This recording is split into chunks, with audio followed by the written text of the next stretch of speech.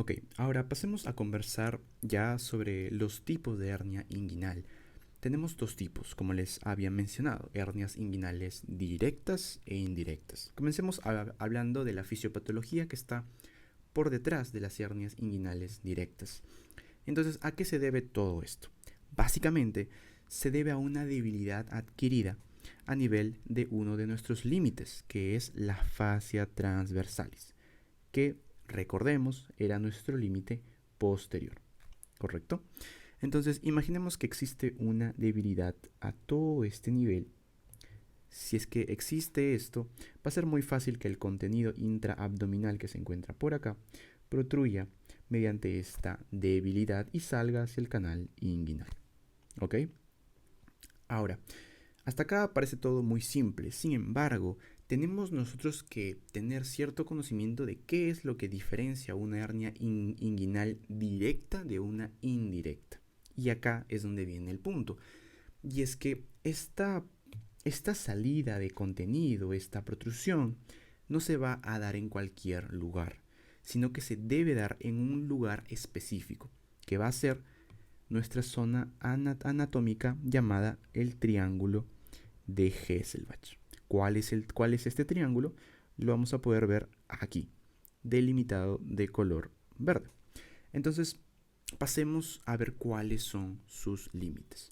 Bien, entonces comencemos por el límite medial de este triángulo de Hesselbach, que va a estar dado por nuestro recto abdominal. Bien, recordemos que este músculo tiene contacto con la línea alba, que es lo que determina nuestra línea media. Entonces, esta línea alba tiene contacto luego con el otro recto abdominal. Pero centrémonos en este. Este músculo como tal tiene un borde medial y también tendrá un borde lateral, que es justamente el que tiene contacto con el triángulo de Hesselbach. Entonces, lo que nos importa en este caso es saber que el borde lateral de este músculo recto abdominal es el límite medial de nuestro triángulo de Hesselbach. Puede sonar un poco confuso, pero básicamente vamos a tomar en cuenta este borde de acá, ¿correcto? Ahora, nuestro límite inferior va a ser nuestro ligamento inguinal, más o menos por todo esto, que recordemos que en este caso forma el piso del triángulo de Hesselbach, como formaba también el piso o el límite inferior de nuestro canal inguinal.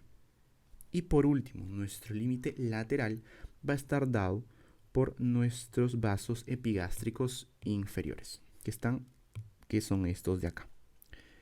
Entonces, esto viene a ser todo sobre el triángulo de Hesselbach. Todas las hernias que protruyan a través de este triángulo de Hesselbach son hernias directas, ¿correcto? Hernias inguinales directas. Ahora, podemos ver acá en este esquema que podemos ver el anillo inguinal profundo o también llamado interno. Básicamente es a este nivel. Entonces, si nosotros jalamos esto, básicamente tendremos que acá más o menos va a estar nuestro anillo inguinal superficial. Entonces, ¿qué es lo que va a pasar cuando esta hernia protruya? Pues bueno, simplemente que va a salir por este nivel, es decir, por el triángulo de Hesselbach, crece y avanza hasta salir por este anillo inguinal superficial. Y es ahí donde vamos a poder nosotros ver la clínica de los pacientes. Entonces, en resumen, 3 puntos. Esto se debe a una debilidad de la fascia transversalis, que era nuestro límite posterior. Estas hernias salen a través del triángulo de Hesselbach y se van a poder observar cuando éstas salgan por el anillo inguinal superficial. ¿Correcto? Entonces, ¿cómo vamos a ver a nuestros pacientes? Pues de esta manera. Tienen pues un bulto en la ingle, que podemos verlo acá claramente. Entonces, ¿cuáles son las principales características? Los pacientes suelen referir una sensación de bulto, esto pues es obvio. También puede haber dolor y estas hernias suelen ser reductibles. Ahora, esta sensación de bulto y este dolor suelen presentarse cuando los pacientes hacen maniobras de Valsalva. es decir, maniobras de esfuerzo como por ejemplo pujar, por ejemplo toser, bien, o incluso al levantarse de la cama, bien. Ahora, ¿qué quiere decir que sean reductibles? Esto es muy frecuente en ese tipo de hernias y esto quiere decir que las hernias, esta que se forma, eh, puede volver hacia el canal inguinal. Esto puede darse de dos maneras. Puede darse de una manera espontánea o puede darse de una manera manual o digital. Espontánea quiere decir de que el paciente por ejemplo, pujar, esta hernia pues se nota, sale, pero que luego de que el esfuerzo se fue, la hernia se vuelve a meter al canal. Y la otra forma, que es manual, es cuando el paciente hace ese esfuerzo y tiene que usar, por ejemplo, los dedos para meterse esa hernia de nuevo al canal. Bien, entonces básicamente eso es todos los puntos para las hernias inguinales directas. Ahora hablemos sobre las hernias inguinales indirectas, ¿ok? ¿Cómo podemos diferenciarlas de las directas? Primero que todo quiero que veamos el plano, el esquema que tenemos acá. Y quiero que veamos que es diferente al que vimos en las hernias directas. Acá estamos viendo a un paciente en un corte axial, a diferencia del otro que era en un corte sagital. Y lo pongo así porque va a ser mucho más fácil entenderlo.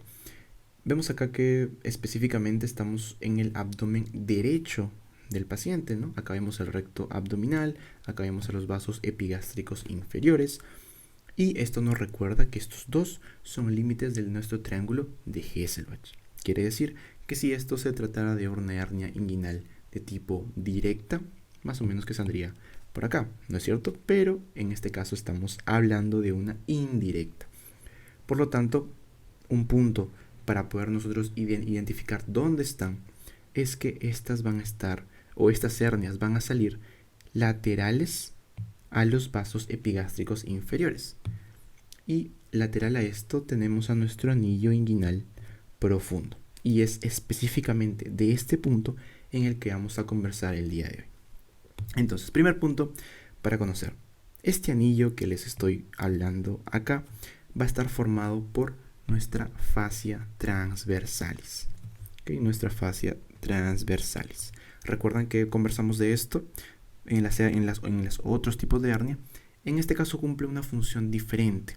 En este caso la fascia transversalis forma el anillo inguinal profundo. ¿Ok? Y va a ser por este anillo inguinal profundo por donde van a salir las hernias inguinales indirectas. ¿Ok? Entonces, mensaje rápido. Todas las hernias inguinales que salgan por el anillo inguinal profundo van a ser indirectas. Todas las que salgan por el triángulo de Hesselbach van a ser directas. Nada más. Ahora, la fisiopatología que está por detrás de todo esto va más allá de, por ejemplo, un aumento en la presión del abdomen o un paciente que haga muchos esfuerzos. Esto va más allá y se debe más a un defecto embriológico, ¿correcto? Y esto tiene que ver bastante con las gónadas.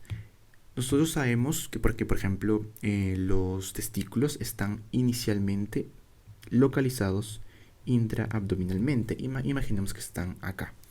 Entonces estos van a terminar descendiendo y llegando hacia el escroto, ¿no es cierto? Pero para que todo esto suceda, los testículos no lo pueden hacer por sí solos.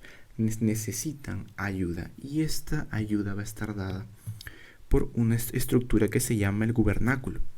Este es un ligamento embriológico que sirve y básicamente jala a los testículos para que llegue hacia el escroto. Una vez se hace esto, se forma el proceso vaginal o también conocido como procesus vaginalis para que forme como una bolsa en la cual esto pueda pasar. Entonces, una vez los testículos descienden, este proceso vaginal se cierra espontáneamente. Pero ¿qué pasa en los pacientes que tienen predisposición a generar estos tipos de hernia? Pues que esto no sucede. El proceso vaginal no se cierra. Y este es el punto importante por los cuales se puede desarrollar esta hernia. Porque imaginemos que tenemos a un paciente, vamos a dibujar acá, vamos a representar, mejor dicho, las vísceras. Y este paciente, como les dije al principio, tiene, por ejemplo, un aumento de presión en el abdomen o hace mucho esfuerzo. Entonces estas hernias van a poder, o este contenido podrá salir a través de este anillo inguinal profundo. ¿Ok? Y justamente podrá salir por acá porque el proceso vaginal que nunca se cerró sigue abierto. Entonces, vía este canal podrá pasar a través de nuestro anillo inguinal profundo y eventualmente llegar hacia nuestro anillo inguinal superficial y ver nosotros en la clínica la hernia. ¿Ok? Entonces, básicamente esta es la idea.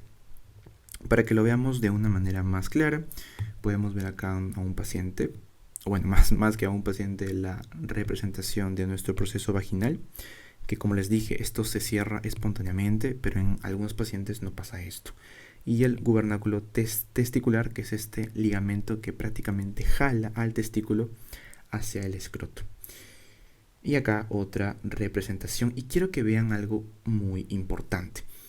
A diferencia de las otras hernias, estas hernias pueden presentarse de esta manera. Acá tenemos a un asa intestinal, que en este caso es el contenido de nuestra hernia. Y fíjense cómo está en el saco escrotal.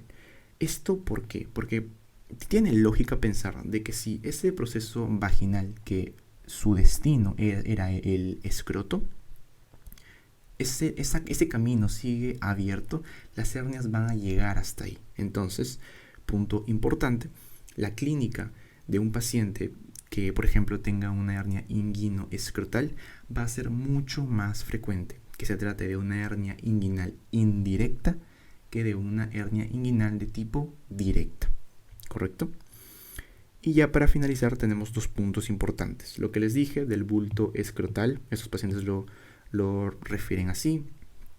Y segundo punto, que este tipo de hernias es más frecuente que lleguen a ser encarceradas o encarceladas, incluso que sufran complicaciones como estrangulación, es decir, que estas hernias pues se vuelvan irreductibles y que causen complicaciones a pacientes como por ejemplo obstrucción intestinal. Bien, y ya para finalizar, pues veamos el esquema general que teníamos por acá al principio. Acá tenemos nuestro triángulo de Hesselbach por donde salían las hernias directas y acá a nuestro anillo inguinal profundo por donde salen las indirectas. Mensaje importante es que si nosotros llegamos a ubicar los vasos epigástricos inferiores, solamente tenemos que pensar que lateral a ellos encontraremos a nuestro anillo inguinal profundo. Entonces chicos, esto ha sido todo por el video de hoy. Espero lo hayan comprendido, espero les haya gustado y nos estamos viendo en otro video.